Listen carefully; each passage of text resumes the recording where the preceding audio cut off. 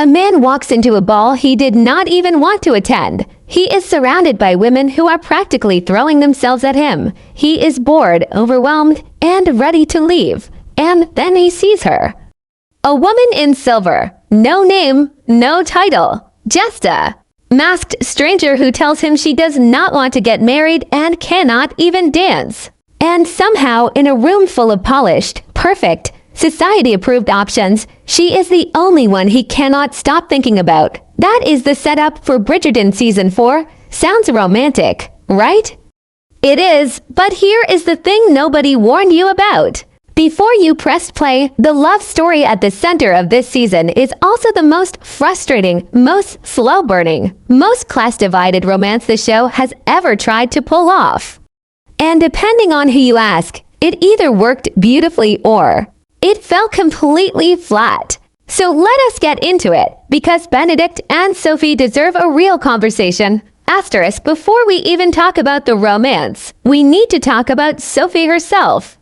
Because she is not your typical Bridgerton love interest. Every season before this one gave us women who were already part of high society in some way. Daphne was a debutante. Kate Sharmo was a viscountess's stepdaughter with a strong social standing. Penelope Featherington, even though she felt invisible, still sat at the same dinner tables and attended the same balls as everyone else. Sophie is completely different. Sophie Beck is a maid. Not a fallen noblewoman pretending to be something. She is not a secret heiress waiting to be discovered. She is a woman who works for a living, who scrubs floors and takes orders, and who has zero business being at that masquerade ball in the first place. And that is exactly what makes her so interesting to watch. Her backstory is genuinely heartbreaking when you sit with it. Sophie is the illegitimate daughter of a lord, which means she was born into a world that was close enough to privilege for her to see it, but never close enough to actually touch it. When her father died, his wife, her cruel stepmother, made sure Sophie was stripped of everything and put to work as a servant. So she has lived this strange in-between life where she knows how the upper class thinks and speaks and moves, but she has absolutely none of the protection that comes with being one of them. That contradiction is what makes her such a compelling character. She is sharp, she is self-aware, she knows exactly how the world sees her, and she has made a kind of uneasy peace with it. And then Benedict Bridgerton walks into her life and throws all of that carefully managed peace completely out the window. Yurin Ha, the actress who plays Sophie, deserves a lot of credit here. She was handed a character that could have very easily come across as just a sad, passive victim of her circumstances, but she plays Sophie with this quiet fire that makes you root for her from the very first scene. There is intelligence behind every look she gives. There is a kind of controlled emotion in the way she carries herself, like someone who has learned not to want too much because wanting too much only leads to pain.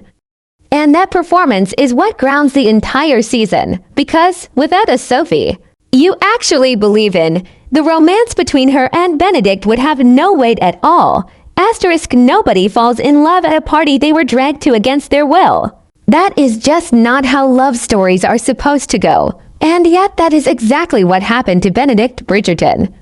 He showed up to his mother's masquerade ball looking like a man counting down the minutes until he could leave. He was not searching for a wife. He was not scanning the room for his future. He was doing the bare minimum just to keep his mother happy. And right in the middle of all that reluctance, in the middle of all that noise and candlelight and silk and social pressure, he found the one person in the entire room who felt exactly as out of place as he did. That is the thing about the masquerade ball scene that people do not talk about enough. It was not just a pretty set piece. It was not just an excuse to put everyone in beautiful costumes and dim the lights. The masks actually meant something in this scene. Every single person at that ball was performing a version of themselves. The debutantes were performing availability. The mothers were performing ambition. Benedict himself was performing the role of the charming, eligible bachelor he had absolutely no interest in being. But Sophie was not performing anything. She walked into that ball already knowing she did not belong there. And because of that, she had nothing to prove and nothing to hide behind. And Benedict felt that difference immediately. He felt it before he even understood what it was. Their conversation that night is what the whole season is built on. She told him she was not looking for marriage. He told her he felt like an imposter. In the very society he was born into, to strangers behind masks, saying true things to each other in a way they never could have if their faces were showing and their names were known. There is something almost painful about that kind of honesty, because it only exists in that moment, the second the masks come off and the real world rushes back in. All of that truth becomes dangerous, and Bridgerton Season 4 understood that. It let that one night at the ball mean everything. It let it be perfect, and then it spent the next 7 episodes making Benedict and Sophie pay for it. Because here is what the show did that genuinely surprised people. It did not give them a clean path to each other. It did not hand them a loophole or a convenient plot twist that made their class difference disappear. Instead, it sat in the discomfort of what it actually meant for a man like Benedict, a Bridgerton, a man of wealth and name and social standing, to love a woman who works as a maid. The world around them was not cheering them on. His own brother Anthony pushed back hard. Society had rules that felt like walls, and Sophie herself was the most realistic of all. Because she never once pretended those walls were not real. She saw the situation clearly even when Benedict refused to. She understood the cost of loving someone above your station long before he was willing to face it. And that tension, that beautiful, exhausting, heartbreaking tension between what they felt and what the world allowed, is exactly what made this romance worth watching even on the days it felt slow. Asterisk here is a question that broke the Bridgerton fandom clean in half this season.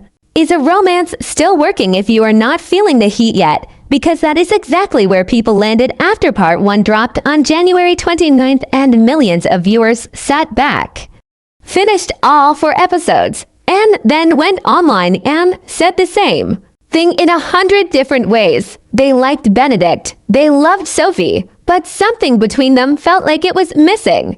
The spark was there in theory, but it was not translating onto the screen the way previous Bridgerton couples had managed to do almost effortlessly. And that conversation got loud very quickly. To understand why that criticism stung so much, you have to remember what this show trained its audience to expect. Season 1 gave us Daphne and Simon, and that tension was almost unbearable in the best possible way. Season 2 gave us Anthony and Kate with a slow burn that felt like standing too close to a fire. Even Season 3, which had its problems, gave Colin and Penelope a payoff that felt earned and electric. So when Season 4 arrived and Benedict and Sophie spent most of Part 1 being careful and restrained and emotionally honest, but not exactly burning th. A house down, people noticed, and some people felt genuinely let down by it. But here is the other side of that argument, and it is worth hearing out completely. The restraint in Part 1 was not an accident, it was a choice.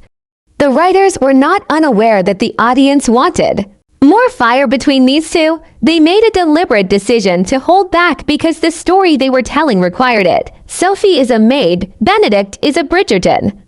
Every step forward in their relationship came with real consequences attached to it. A stolen glance at a ball is one thing. A full-blown passionate love affair between a nobleman and a servant is something else entirely. The slowness was the point, the careful, guarded way they moved around each other in Part 1 was the show trying to make you feel the weight of what was at stake before it let them have each other.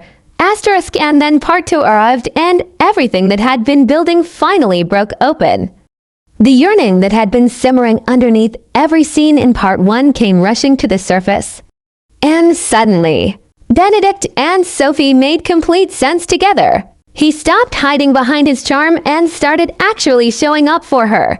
He shared parts of himself he had never put on the table before, including his fluid sexuality.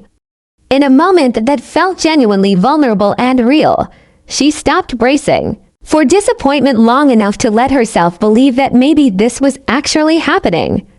And the audience that had been frustrated with part 1 found themselves completely swept up by part 2 in a W. They had not expected. The slow burn had done its job. It just asked for more patience than people were used to giving a Bridgerton season. This is the question that was sitting underneath everything from the very first episode. Benedict Bridgerton had been in this show since day one. He was always there in the background. Always the most interesting person in a room. He was never the center of. Fans had watched him for 3 seasons being charming and artistic and complicated and just a little bit lost. And they had waited and waited for the show to finally turn the camera on him and say, okay, now it is your turn. So, when season 4 arrived, the pressure on it was enormous. Not just to be a good season of television, but to be worthy of a character that people had genuinely grown attached to over years of watching. And the answer, when you look at the full picture of all 8 episodes together, is yes, but it comes with an asterisk that the show itself earned. The season did not give Benedict a perfect love story. It gave him a real one. It gave him a romance that was messy and complicated and full of moments where the right thing and the easy thing were pulling in completely opposite directions.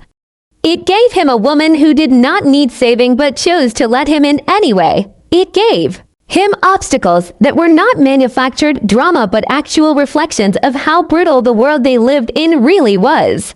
And it gave him a version of himself that grew across 8 episodes, from a man who was hiding inside his freedom into a man who was finally willing to fight for something that actually mattered. The ending of season 4 is where everything paid off, and it paid off in a way that genuinely surprised people. Sophie did not get rescued, she saved herself. The secret dowry that her stepmother had stolen from her was the key that unlocked her future.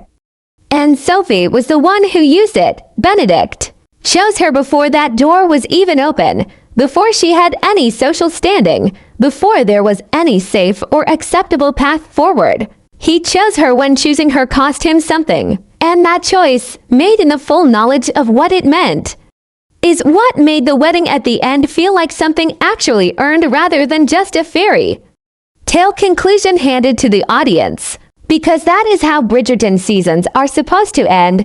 The post-credits wedding scene said at their My Cottage estate, with Anthony standing beside his brother and Sophie's friend walking her down the aisle, was quiet and warm and nothing like the grand ballroom finals the show usually reaches for. And that was exactly right, because Benedict and Sophie's entire story had been about finding something real in a world that valued appearances above everything else. A small, honest, joyful wedding surrounded by the people who actually showed up for them was the only ending that made sense. Season 4 did not reinvent Bridgerton, but it reminded everyone why they fell in love with this world in the first place. And for a show that has been running since 2020, that is not a small thing. That is actually everything.